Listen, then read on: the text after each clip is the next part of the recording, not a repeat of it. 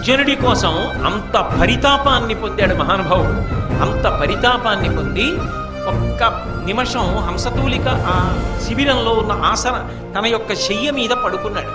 నిద్ర పట్టల. మళ్ళీ లేచాడు. మళ్ళీ దారుకుణ్ణి పిలిచాడు.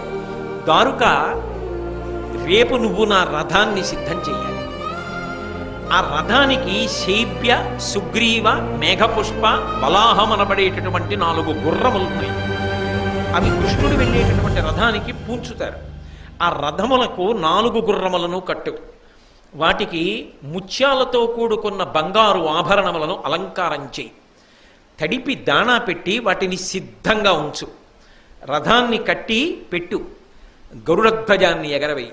దానికి అంటే ధ్వజం మీద గరుడ చిహ్నం ఉంటుంది. అంటే సాక్షాత్ శ్రీ మహావిష్ణువు. గరుడధ్వజాన్ని ఎగరవేయి. నా సుదర్శన చక్రాన్ని, నా గద కౌమోదికని,